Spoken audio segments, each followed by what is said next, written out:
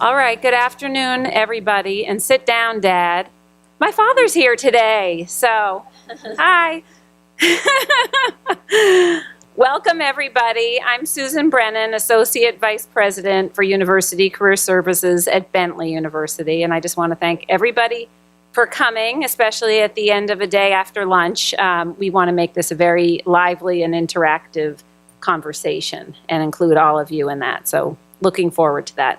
Today's conversation is about Career Services 2.0, so before we get into that, we thought we would just sort of take a pulse on the room. We'd see some Career Services colleagues, but for those of you who may not know about Career Services and the evolution of the profession, I thought I'd just see a show of hands. How many of you work in Career Services?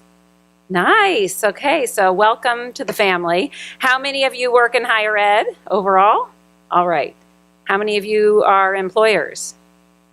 Okay, well, I guess we're all employers, as we've said, but work in our employers. So that'll help to shape our conversation, and especially, I think, the rapidly changing landscape that we all work in higher ed. So our plan for today in our short amount of time is just for us to each give an overview of our backgrounds, our institution's unique approaches to career services, or the organizations that we work with, and then have a chance to have a conversation amongst ourselves and then with all of you. So this is going to be a very informal conversation that I'm looking forward to moderating, but certainly want to engage in with my colleagues. And we've also, we all know each other from our work, and if you ever tried to find a time that we could all have a conversation in the midst of the busy fall recruiting season, we never probably could do it. So it's good that we have a chance to do it right here with all of you today. So let me just tell you a little bit about my background at Bentley, and I have to say a special thank you to Peter Stokes, who gave a shout out to Bentley University. We were recently ranked as #1 in the country for career services. So, you know, you don't get to celebrate that very often, and rankings can be fickle. So while we have that ranking, we're just going to go for it and celebrate. But that feels especially rewarding because that is a student survey that comes from Princeton Review. And I think for this session, it's just important, I think, for us all to kind of take a step back from today's conversation, because we've talked a lot about talent and supply and demand and career readiness, and the one thing that's been missing from the conversation has really been about students. And because all of us are in the trenches with students every day, I think this is going to be a conversation for us to remember about our students and their impact and how they shape the work that we do. So we'll make sure that we really come down to the level of what do students want, and sort of remembering that if you love students and you care about them as your customers and you care about your employers, you tend to be able to serve them all very well. So just a little bit about Bentley, and then I will pass it along to my colleagues who can share their experiences at their institutions. Bentley University is a business university, but in this conversation that we've been having all day about the idea that it's not either or, it's really and when it comes to business and arts and sciences, that really has been the model at Bentley. Now celebrating our centennial 100th anniversary, Bentley has always been a business university responding to the marketplace, but with a very strong emphasis on arts and sciences. So our graduates really are benefiting from the fusion between business and taking half of their courses in arts and sciences, typically around a common theme that really brings together their interests of their required liberal arts courses around a theme that could be earth and environment and global sustainability or health and industry. Again, really being able to find that fusion that is the value proposition that we're hearing more and more that today's employers demand. I've been at Bentley for 13 years in increasing the responsible roles within career services, and you know, when you think about this conversation about career services, it's amazing to me just how that whole landscape has changed. And for my many colleagues in the room, you know, when you think about it, only 13 years ago when I came, think about the way we delivered our services, not necessarily as tech backward as when I was in college, where we put our resumes into a box and they were picked up. Anyone remember that? But certainly I think back to technology, where we said, you know, how many interns does Fidelity hire? And we quickly got our stack of resumes and counted them. So, you know, that model has certainly changed, and along with it, we've had to adapt. I think particularly that has a great impact on our staffs who really have evolved into much more sophisticated kind of program and project managers, and the expectations they're going to be able to work with students, with faculty, with employers, understand data, really manage their own programs, and that landscape has shifted very quickly. And so when you think about the career services of today, and we'll talk more about it, it is so infused with technology, with analytics, with sophistication expected of our staffs, and with a collaboration that I think that is required across all of campus. Because you could listen to the sessions today and think, oh my goodness, what incredible pressure on career services when you think about all of the things that we've talked about and how career readiness is a responsibility of higher education. And what that means for career services is we have to up our game, but it also means there couldn't be a more exciting time, I think, for any of us to be doing our work. I feel very proud of what we've accomplished at Bentley. Since I've come in to lead career services, we have consistently had 98% of our graduates either employed or going to graduate school within 6 months of graduation. So, for us, it really, as a business university with a curriculum that's very driven to market demand, our students get jobs. So our conversation is not so much about employability or even about tracking data. It's really more about, a more holistic conversation about, are those the right outcomes? So, as we talk amongst our colleagues at very different institutions, I think they're just different ends of the same coin. But for us, it's much more about how do we start those conversations as soon as freshman year? How do we engage all students in the process? And how are we making sure that we're really helping students to find their true talents and be able to tie them to work that's meaningful? So that has really been our passion. And, a couple of just, I guess, pride points that I wanted to share for Bentley.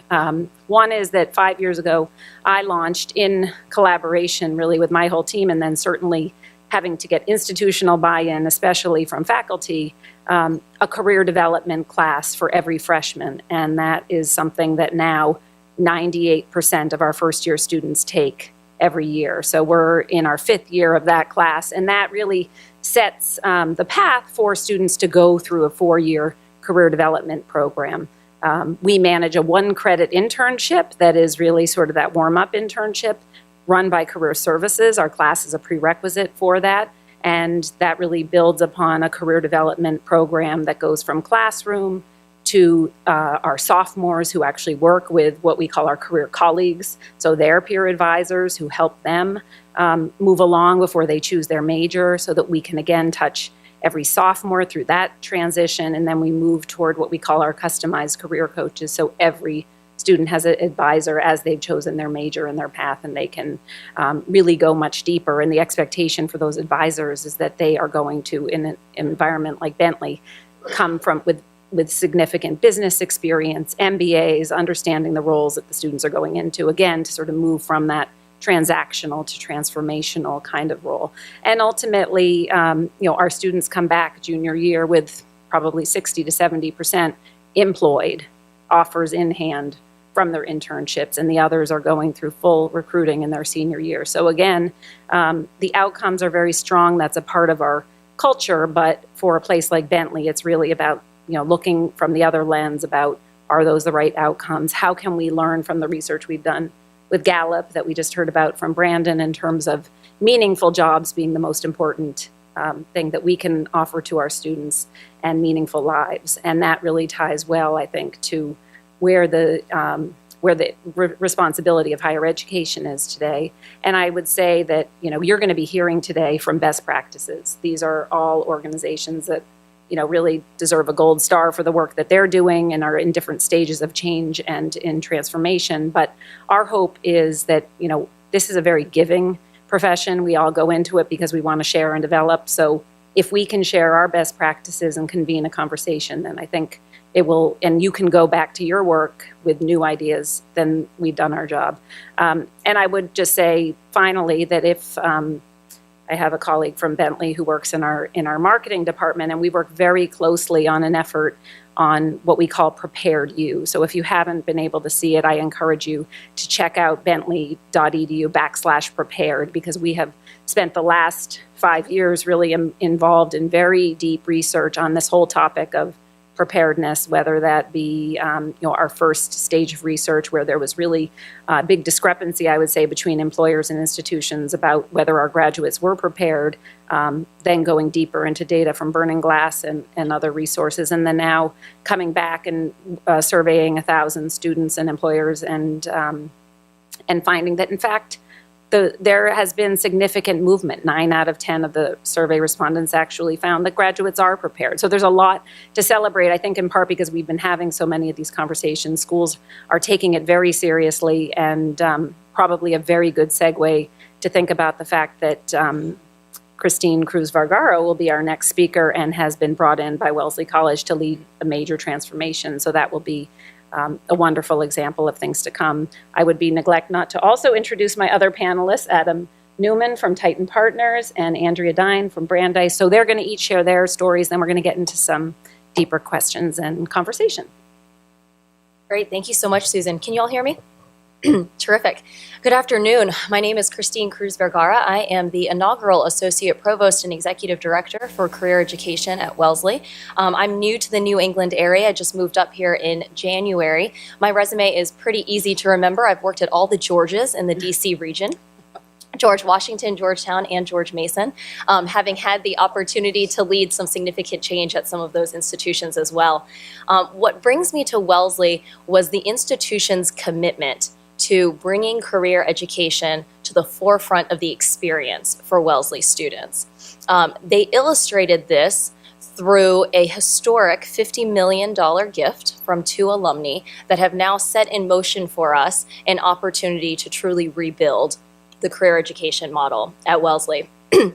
So I'll very quickly just share with you a little bit about the vision of what we are trying to build. I won't get into all the details, but happy to answer any questions while on the panel or individually afterward.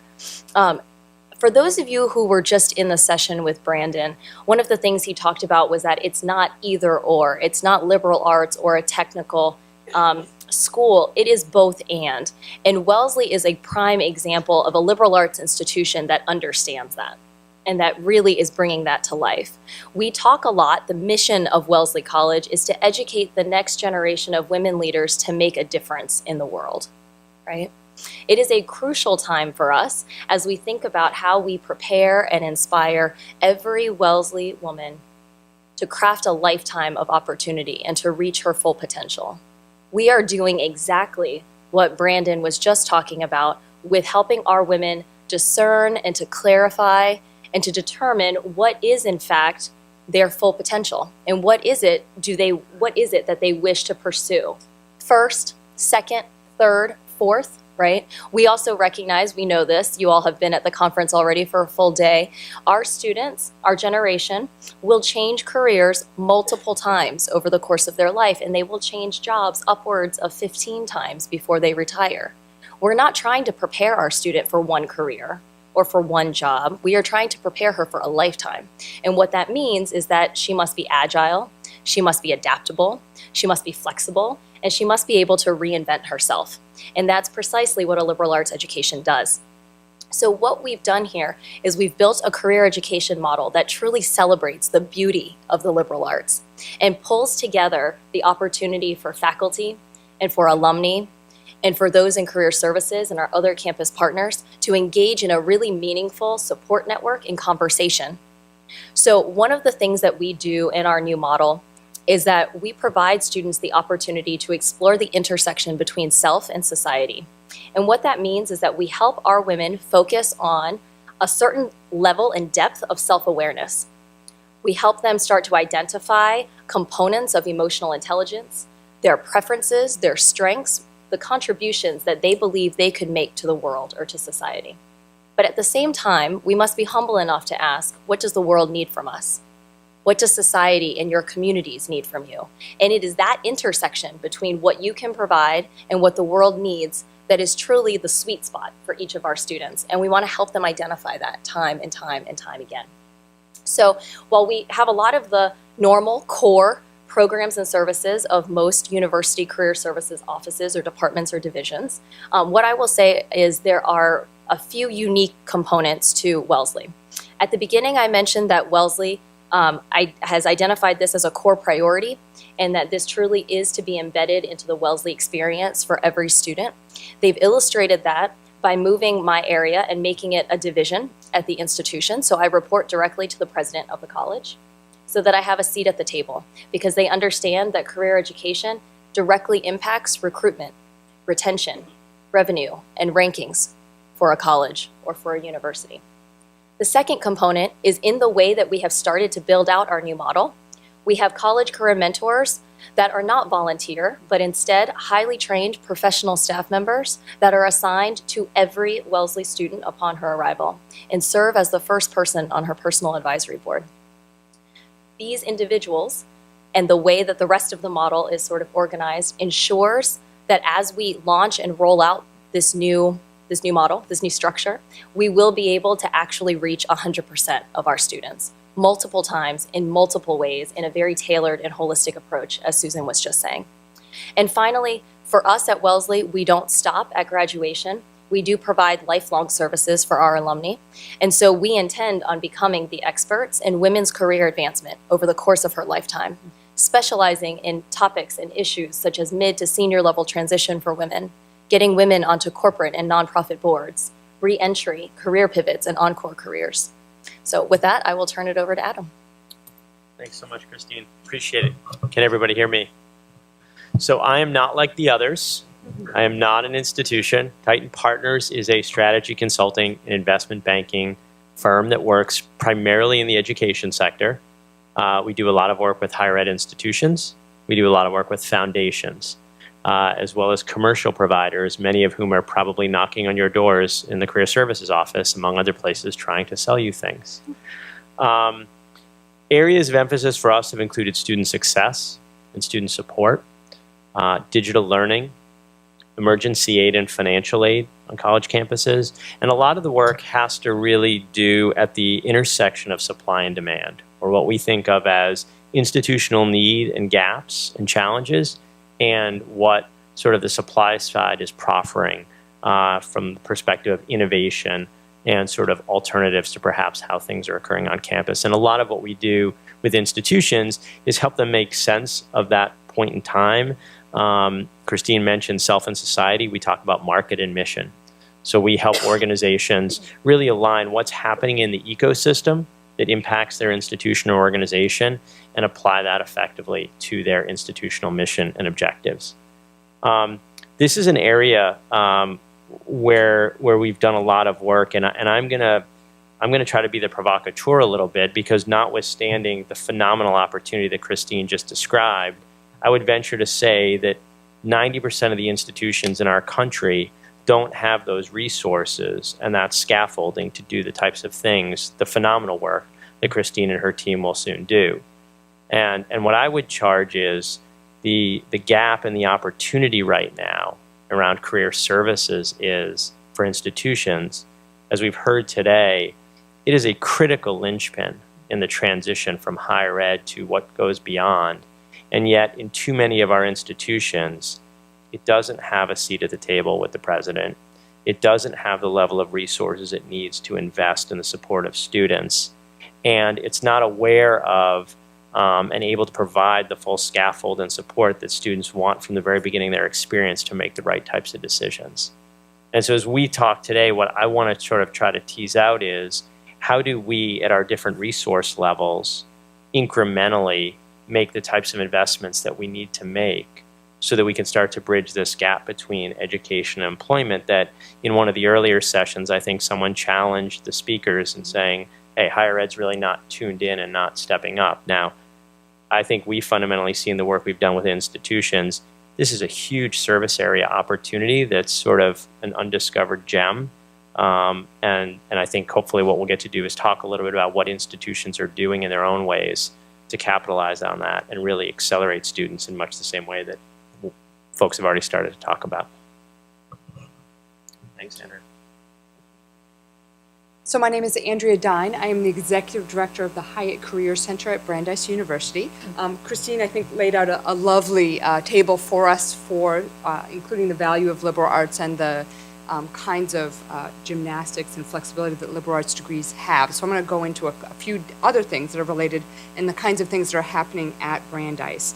In many ways, the Career Center serves as a hub between multiple constituencies. So I often describe the work that we do, or the work that I do, as an orchestral conductor.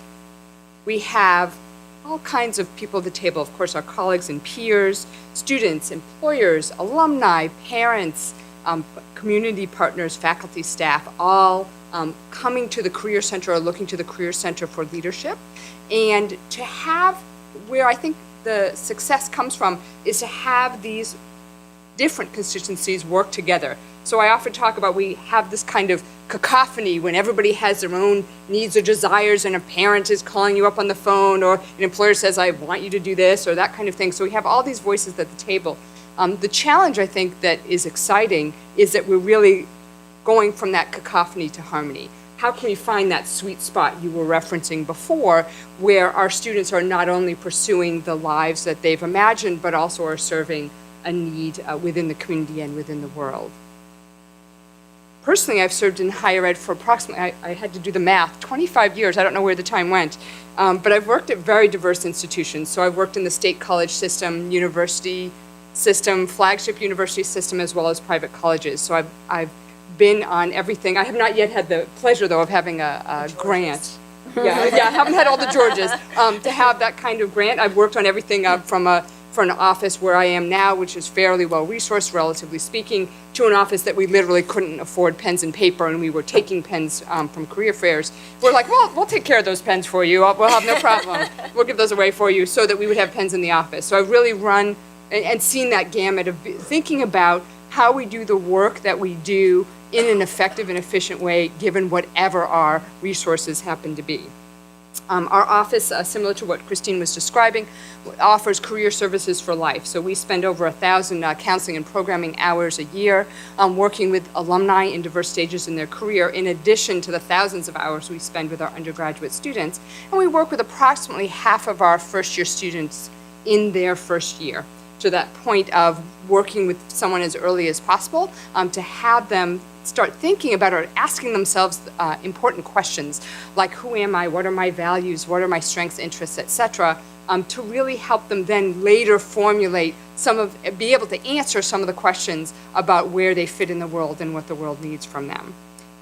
The piece of, echoing back to what Susan was saying, I'm fortunate. Our graduates, or I should say my students, are very skillful.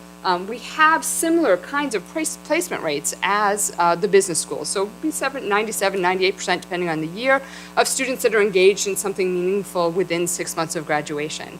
The question really becomes for them then and then long term is then, do they still have the passion for learning and flexibility that they will need to go through those diverse jobs, careers, etc., throughout their life, so they can make their best life decisions and really come forward into the world of work with meaningful work and a whole heart in the things that they do. And service-wise, as a couple examples, our office does all kinds of things with technology. I see some experts actually in the room as well.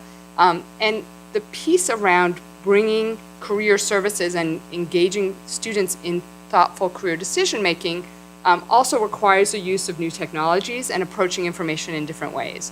So if anyone needs a very funny video for humor at the end of the day, we do have an excellent episode of Hyatt Live that includes car karaoke, where they were actually singing career-related songs. There's a playlist, and teaching students what to expect in their senior year job search, literally while driving around our loop road singing songs.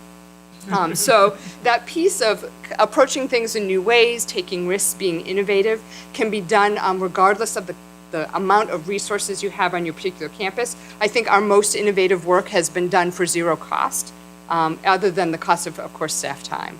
So thinking about things in new ways is really exciting, and thinking about our different constituencies is exciting as well. So let me turn it back to you and talk a little bit more about how you prepare students not just for the first job, but for their long-term career. And there's certainly increasing pressure from students and their families about that first job, and there are metrics in place to measure that. But I want to start the conversation around how you're preparing for the long-term career and how you measure that impact. I'll start with you, Andrew. Sure. So I'm a data nerd, so I don't know if that's why you pitched it my way. So that piece of, I think there's a lot of mythology out there about how students translate their degrees into their first area of work or their first job. As we know, that's the most common question I'll get from prospective parents. I'll have prospective parents calling me up and wanting all kinds of answers to all kinds of questions. I was like, so where do our students go to medical school? Do you know if your son is even interested in science? That may or may not be the case. So those questions, I think, come in interesting ways. I think one of the things that we can do is, for students, is have them be able to translate what they've done to an employer audience. Someone earlier in the day talked about how many languages they spoke. Because they were working in a particular field, and employers speak one language, and colleges speak another language, and the public speaks another language. In many ways, we're really teaching students and alumni how to translate what they've done into another language. And that's a challenge because we as higher education institutions and academic departments don't necessarily do that well ourselves. So I had that very conversation with our provost recently about, I know that our academic departments, for example, have learning objectives. That was required of them. I know whether they wanted to or not, they actually completed that task. However, my question when they asked me what could we do to reform the curriculum, I said, do students know the learning objectives you already have in place for them? And the resounding answer was no. So that piece of what do you learn, and I'm heavily biased to the humanities as an English major, do you know what skills your major is developing and cultivating in you? Generally, the answer is no.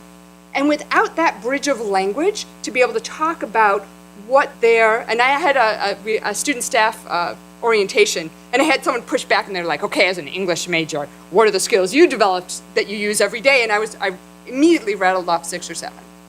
But our current students can't do that.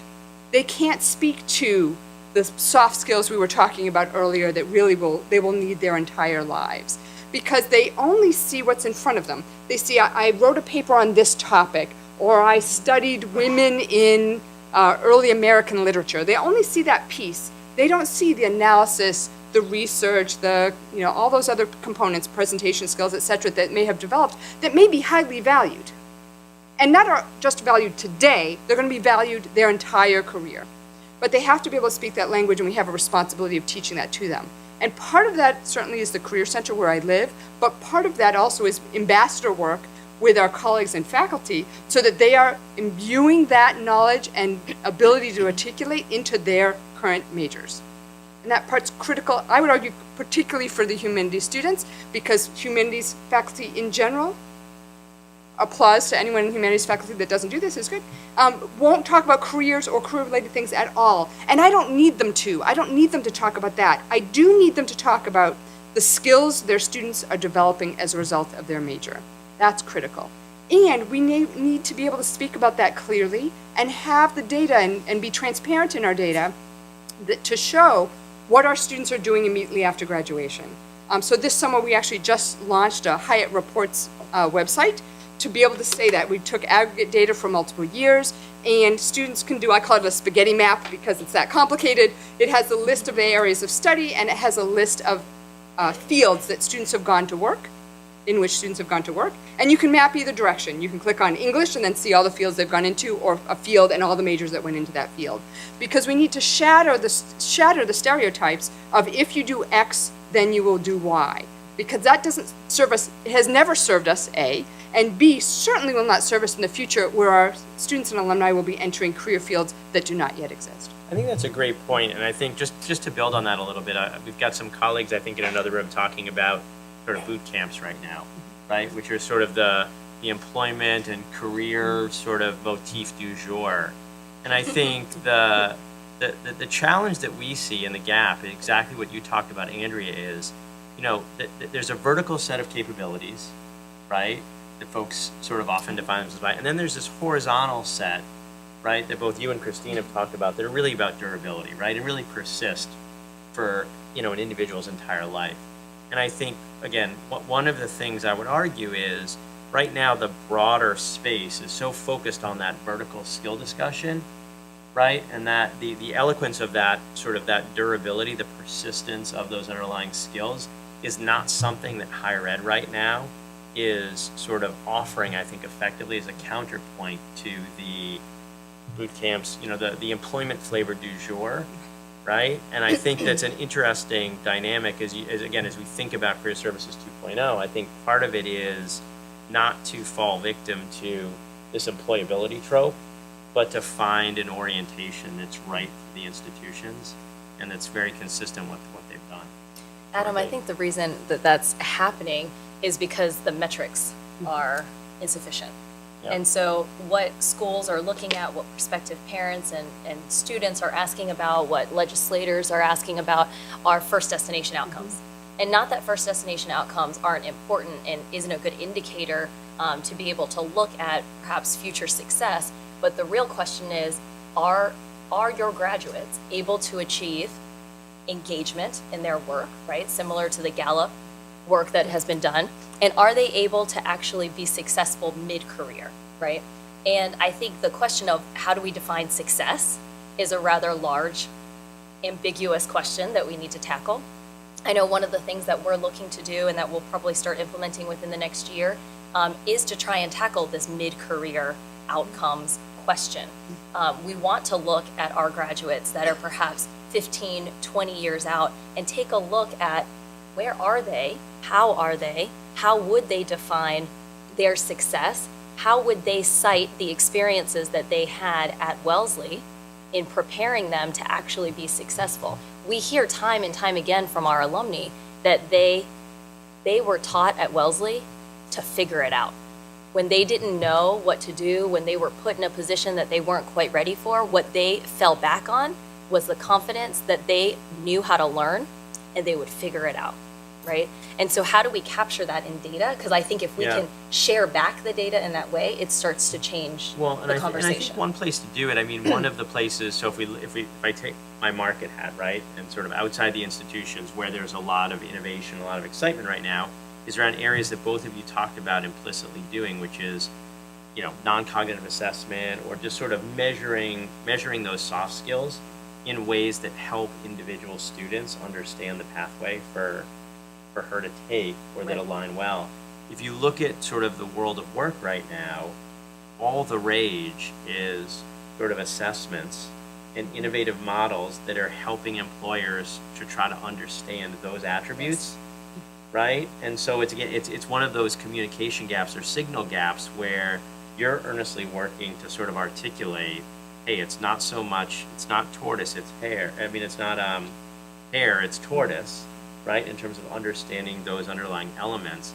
And that's, I think, what we see when we talk to employers. They're really trying to tease out, and they're using assessment to try to measure that. And so I think, yes, there's a broad market measure that's employability, what's your number after 6 months, but I think there's also more nuance in the world of work that's understanding, okay, it's great if I hire this graduate, will he or she be able to, when things shift, make an adjustment? Adapt, yep. And that's what you as institutions know implicitly, but maybe, your point, Andrea, students are still learning how to communicate that set of capabilities.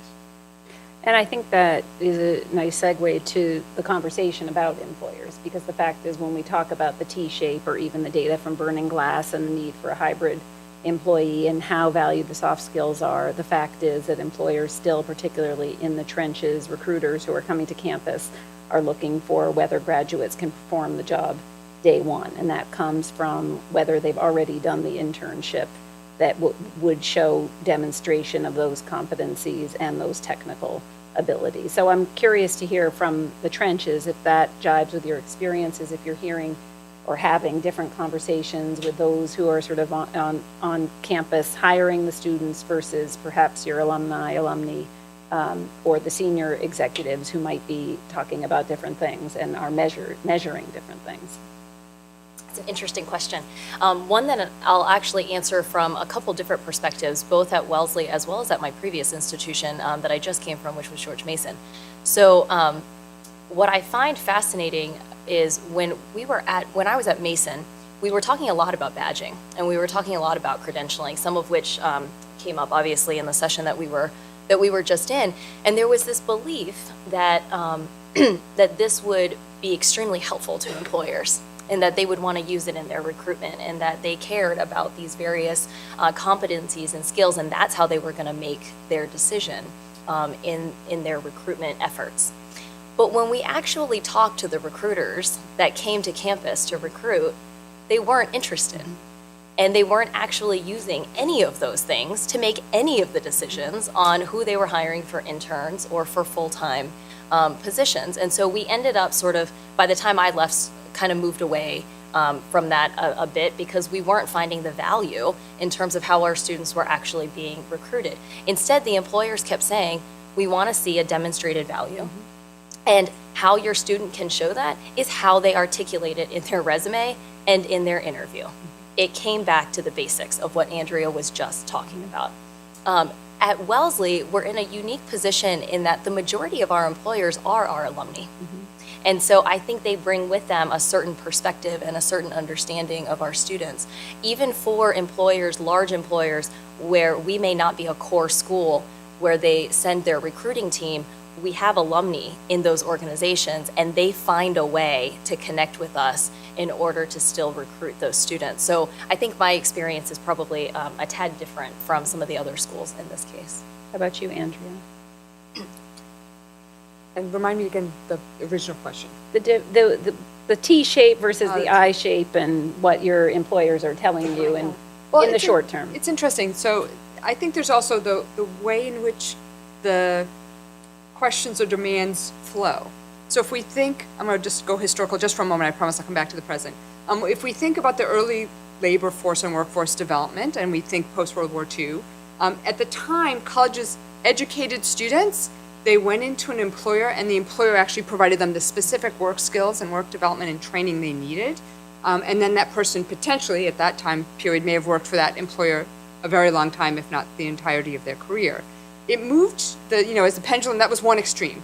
In some ways, I feel like the pendulum has swung to the other extreme, not quite extreme, but other direction certainly, where employers are saying now, we expect a student to graduate, already have an internship in their field, already have direct experience in the field, and so they're like a ready employee. That way, potentially, the employer is then investing less in their training development programs because the person is already coming with those skills. I would argue the direction we need to go as institutions and employers is to really create an ecosystem where we're working more closely together. So you were talking about how helpful it was for the employers to give you the feedback that the badges and credentialing were not making any difference. That piece, we often have conversations now with employers for whatever issue the employer raises. It could be the students aren't articulating their skills well, and so we don't know. They might be lovely and they're very sweet, but we don't know if they're going to be a match for our culture or to have the skills they need for these particular positions. And so our response now, and we've actually are shifting our employer relations model, is to ask the question, what are we going to do about that? It's not what are you, the university, is going to do about it, or what are you, the employer, going to do about it. It's really, I think, the answer comes to what are we going to do together to solve this situation or address this situation. And we've seen now, when we're engaging with employers in very different ways, to have employers come and do skill sessions or trainings with us. And so that may, for the employer for the year, that may mean 2 hours of their life that they've come to campus and engage with students in a new way. It helps them brand themselves, it gives them pipelines and other things they're looking to accomplish as well, but it allows the student to hear directly from the employer, whether that be an alum or a partner employer, what that employer is really looking for or what they value and is important to them. Because as you imagine these college students, whether they're first year or beyond, their primary source of information most often, and remember, I have many first generation college students, their primary source of information about careers is their parents or what they see on TV. No matter what the television series is that's hot, suddenly everybody's interested in that particular career because they've heard of it now.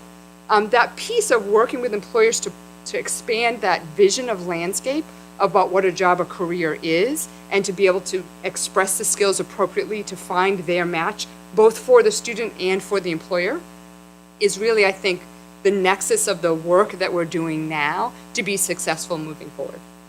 And, I think having an employer advisory board, and that's something that we've done successfully, we actually call it our Board of Higher Education, really helps us to vet any new idea to be able to have employer impact. And a lot of times, as we get together twice a year, it's also for them to be able to share ideas with each other, to be able to engage in more customized research, to be able to really be that resource. And that's something that, and we talked initially about sort of limited budgets and how do people do these things that can be monetized because employers really do see the value that comes to them. I also think that there's an evolution toward the concept of career communities, and more schools, and certainly ours, are having these conversations where you're going to have companies coming on campus to recruit the students, but you need the employers on campus really just to help students even understand, what do I do with this major, or what is marketing, or if I'm a sociology major, how can I apply that to the workplace? So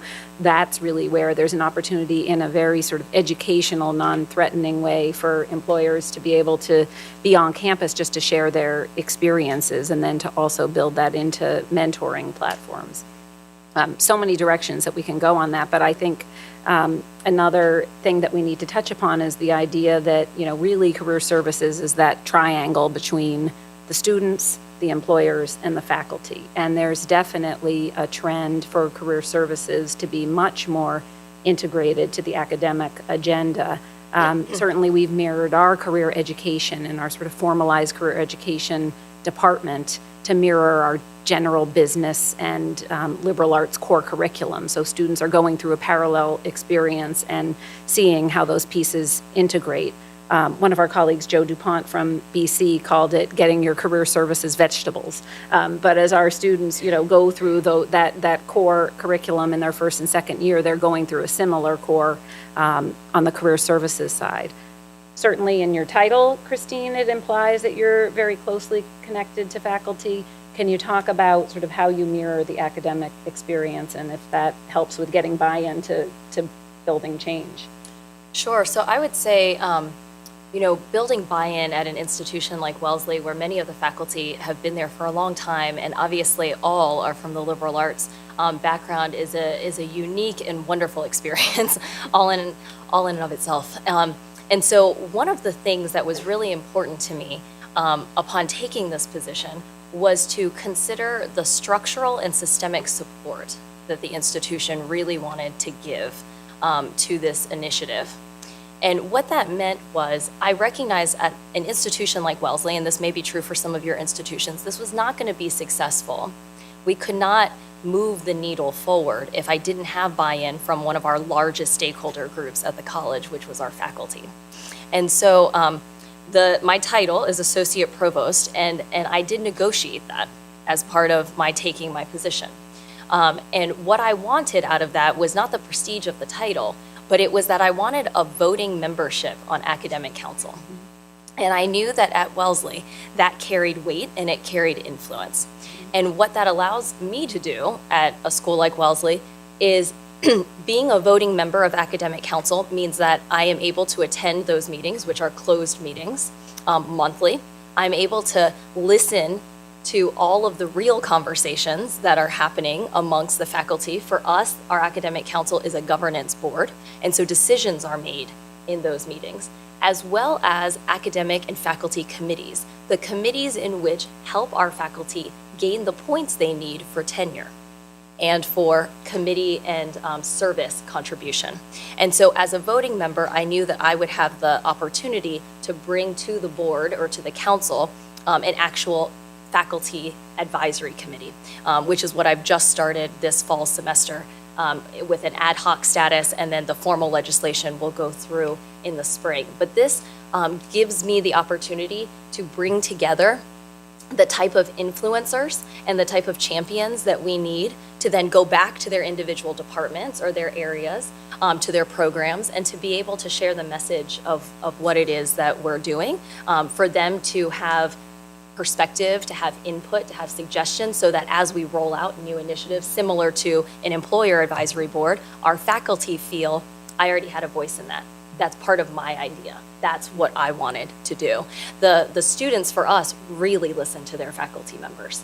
And to be able to have that level of influence at the table for us is really, really key.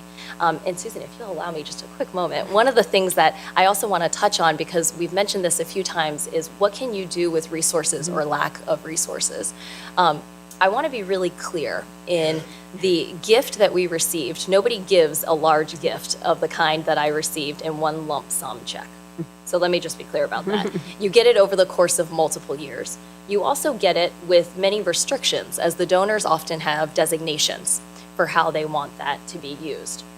The other piece is, I would wholeheartedly agree with Andrea, having come from public institutions as well, that you can do a lot and you can be extremely effective with very few resources for programming. What I primarily need my funding for is to endow positions. And I think that would probably be true for many of my colleagues in career services that are sitting in this room. You need more people power, right? To be able to help reach out. Technology will take us a long way, but it cannot do all of the work. We can be high tech, but we also still need to be high touch. And so the people, you are only as good as your team. And that's where the majority of the funds that we have received, as well as that we are still continuing to fundraise, will go towards. But what I will say is that I do believe institutions of higher education have not been adequately supporting career services by and large. I would agree with Adam on that. And I think when you look at how we're positioned, the question is not, do I report to the president or where is my reporting line, but what level of influence do I really have at the college, and what tables am I invited to sit at to participate in that conversation? That's really what's most important. And so whatever that looks like for your institution, I think is what we need to think about. And I would say, we bookend the experience, right? I always say we are sort of the other bookend to admissions, who helps to bring our students in. And I would ask all of you to think carefully how much money your institution places on recruiting the right students to come into your institution. But are they providing the adequate resources to actually support those students when they are there so that they can get out on the other end? But I wonder if bookend is a wrong analogy, right? Because it suggests, we talked about it earlier, you know, when you look at, for example, K-12, they've pushed career planning all the way down to elementary school, right? And in much the same way, the institutions we see that really get career services are like introducing it during first year experience, right? Early on, right? So I totally agree with all the points. I think we need, this community shouldn't be viewed as the bookend, as the back of admissions. It should really be viewed as that integral, woven into the fabric, as you guys have both described, woven into the fabric of what institutions are doing. And that to me is almost like the call to action as part of this 2.0 is partly is to get the institutions to see this. That this is not the caboose on the train that is higher ed, but this is actually someone who's in the engine room, right? To your point, with all those other stakeholders, really thinking from day one, because that, back to that point about folks are going to hold us to outcomes. Well, if we're in the room, if we're in the engine room on day one and we're steering, we're going to be able to sort of control and influence those outcomes. Absolutely. So, And it ultimately comes back to those relationships with students and them seeing the value in what you're, in the service you're providing. And I think that the idea that if we really do add value to all of our colleagues, then it's our faculty who are calling us to get the data, to help them with a project. We're thinking of a new major. Can you serve on a curriculum committee because you're adding that value? So I'm being sensitive to time and knowing we could continue this conversation all day. I thought we should just end with the idea that all college presidents should hear that message and more resources should go to career services. So I think that's a very strong message here. But I want to now engage all of you in continued conversation and questions. Sure. So as a career center, the Office of Career Services for Life, we do have a lot. We're engaging with a lot of alumni who, of course, are adult learners. And most of them are not local. So I don't know if that's the same as Leslie's base. So we've taken to putting together sort of webs of support and education for those individuals, and they segment. I think Christine earlier had talked about some of those different segments of where someone is in their career, whether it's they feel blocked sort of mid-career, are they returning to the workforce, so there's different segments there. But I think the piece that's important when we think about institutions will often measure their relationship with alumni or the success of a career center or adult learning center based on long-term development. Certainly would be happy to base it on long-term giving. We argue that integrated support for adult learners, which in our case are our alumni, is critical to that mission. So we create targeted programming. Actually, when we do our program calendar each year, we include adult learners. And I'll give you an example, for example, from a webinar. So we're doing a lot of things at distance. So we're doing webinars, we're doing events at remote locations, et cetera. One of the things we do that is really a best practice for those of you that are involved in e-learning is the kinds of programs and webinars we provide have actual things that the participants are doing during the webinar. So it's active learning versus, we were joking that all the other presentations today, there were a lot of PowerPoints, and we decided not to do a PowerPoint. So that old-fashioned webinar of like clicking through PowerPoint slides kind of thing is less effective than taking what we best know, and Leslie has some lovely online education pieces, taking the best from your knowledgeable online learning deliverers and actually applying that to your adult learners for career issues. So that way that they're actually applying the work that they're learning about almost simultaneously. Did that get at your question? We'll leave it at that so we can get to other questions. Yep.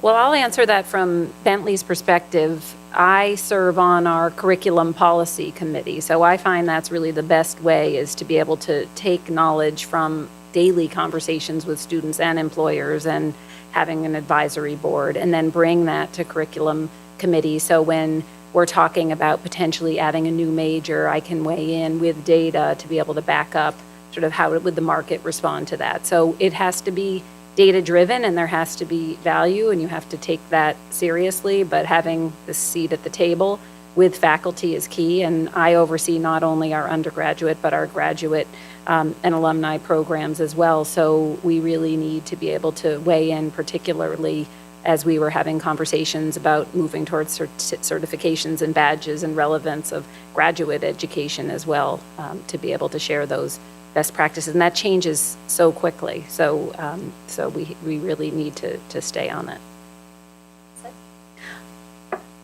Other questions? Yeah, oh, Peter.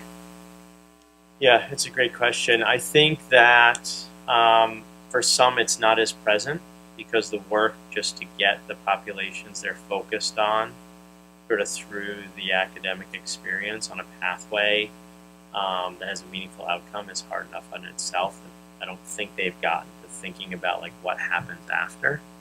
I think where it varies is whether or not they break down as thinking about the traditional 2 or 4 year terminal degree as the end goal, or whether they're focused on that sort of education to employment and really focused on like the mobility, the economic mobility of audiences. So we're working with a foundation right now in California that's really focused on the working poor and the mobility that some form of education can take. So that's where they're much more oriented around thinking about some of these types of issues around the connection between the learning and the employment piece. I think for a lot of the others, though, they're not. This is still sort of a couple chess moves down the table for them, and it's not as present. One thing that I would say, and I encourage people, if you want to check out our website, careeredge.bentley.edu, a really cool interactive platform that highlights the concept of career communities. And we boil down to 13 that are relevant for our students to explore, to get them away from being so literal about major and thinking more broadly about career paths. But then we've asked, as we convene these communities, to really ask the employers who are coming in to be intersecting the conversation with the NACE 7 competencies, because those are so broad, and we talked about them today around teamwork and leadership and communication and so forth. But then to be able to say, how do you translate those 7 competencies for your particular area of interest. So I had a consultant in for our career community on Friday, and one of the students wrote to me immediately after, "Thank you so much. I went to my interview that afternoon and I was able to kind of translate and speak the language." So I do think those sort of informal around the table conversations that are connecting between faculty, employer, student, tying in the competencies, but then really drilling in because it is so different depending upon the field and the path, and they need to be able to ask those questions that they might otherwise feel uncomfortable asking. That's been helpful for us, but I welcome other thoughts. I'll just add, we also have career communities by industries similar to Susan, and one of the platforms that we're using, which I know Bentley actually also uses, is Campus Tap. And in doing so, we are actually bringing our career communities to life virtually so that students, alumni, faculty are all able to be part of these communities together. We will down the road probably also open it up to employers and to parents of students as well. Right now we're just kind of holding tight to the actual Wellesley community just to see how it kind of launches and gets off the ground.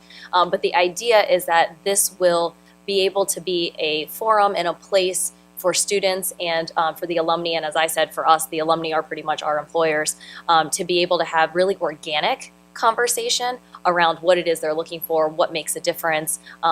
It's private, and so they're able to have more open, I think, candid questions and conversation than normal. And what we are really excited about is that the faculty actually want to be part of these communities, because I think as they start to see that, that will really start to change some of the language. I've always said to our staff, especially as we were coming in to redesign this whole model, is we have to be the most adept code switchers on campus or anywhere else. To our faculty, we don't say industries, we say career interests or field or the area in which you wish to pursue, right? But to our alumni and to our employers, it's industry and it's language of your field. And so what I've said to our staff is, right now, I don't care where people are. We need to meet them where they are and then get them to where we want them to go. And so for some of our faculty, it means simply introducing them to some of this idea, and the alumni who they greatly respect because they're their former professors, they will start to hear it directly from them as well, and that will start to filter into their conversations with our students. And I would jump in too, I think there are also moments in time to help get a seat at that table or your foot in the door, so to speak, to talk about that language of skill and the language students are using. And I think one of them, a very powerful one, is accreditation. So I know we're in the midst of doing our internal reports for that. I can't tell you how many people in the different groups call me on a regular basis for data from career services. What are our students doing? How many internships? How can we measure outcomes? So it's all questions that are generated by the accreditation process. And that's a really perfect time to speak to people across the board, including faculty, about how we talk about what our students are learning, and then how do students in turn use that vocabulary. It's just a nice strategy to be able to get those conversations started if you don't have another platform for it. I'm seeing the timekeeper, so I want to say we could talk about this all day. We would be happy to continue the conversation informally afterwards. Thank you, everybody, for coming and engaging in the conversation. Thank you. Thank you, panelists.